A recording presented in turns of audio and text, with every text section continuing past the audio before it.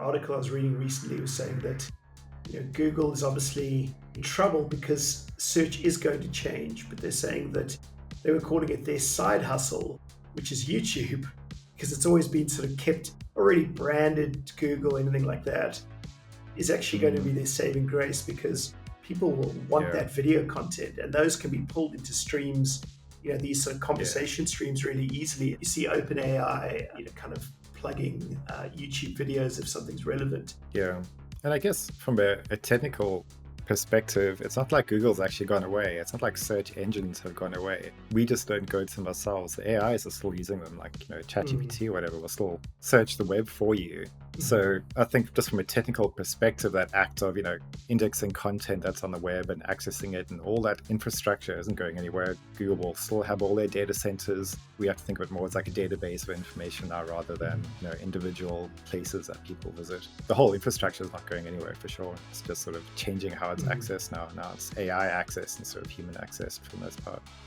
And you could think if it does sort of change formats, if there's a different endpoint that you'd have your site, maybe the internet could be, that whole sort of search function could also be fundamentally changed if instead they're just these endpoints surfacing certain information. I mean, all you really have to do is just throw content at it. It can put it into the format that it needs, even if it's HTML. It doesn't really matter. It doesn't have to be some new special format. Like the AIs just all work it out for you. You just have to provide the content. That's it.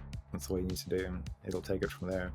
And when people access it, it'll all look amazing and well structured in their generated AI content. But from your perspective, you're just throwing in content. Yeah. I think you touched on the one point about personalization, but there's probably a personalization kind of paradox where most people do expect that, but then it creates these like filter bubbles. So you're limiting the discovery. So when you do go down those rabbit holes, or if you do find things because you're not finding it at first, you're kind of limited now to this constraints of what the AI filters.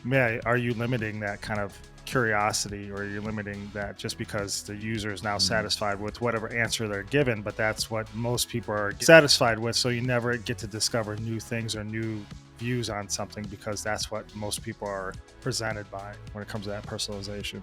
It could be. I wonder though if there's not a human bias to fashion. The amount of time that I've maybe opened Facebook and I've spent 10-15 minutes scrolling, doom scrolling, and just realized I could be actually applying myself and learning a lot more, but I'm just going to keep going. It's something satisfying about it. And you kind of think, could it be a similar thing where if you're interested in kind of asking more questions about dogs or cats or something completely irrelevant to the deeper, more meaningful things in life, you can do them there. But if you're motivated to do it, you'll step out of that sort of comfort zone. Yeah, that's a funny thing because, with Grok, they have different types of personalities. They have everything from like sexy to something else. I mean, it's pretty funny, the different personalities, because I want to engage just to see how they respond to something. It's almost having a conversation with your smart ass friend, your friend that's super, intelligent, or the one that just, is rough around the edges and they'll tell you like it is.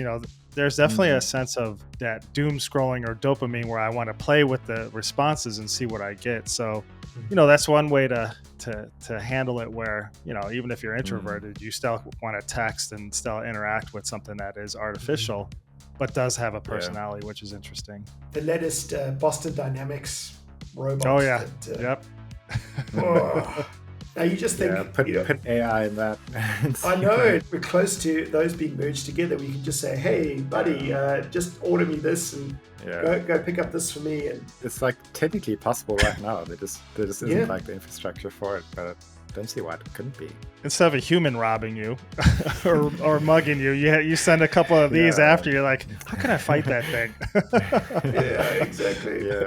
Yeah, because we've been talking about virtually right now, like how AI is going to change the virtual world, but physical world, again, as you say, with robots like that, so like every aspect of the world, like, construction, home security, dangerous jobs, jobs people don't want to do with those robots, like that's just going to take over all of that. Yeah, it's going to be crazy of where that goes. That's the whole next stage of It is. AI impact I think we're going to see.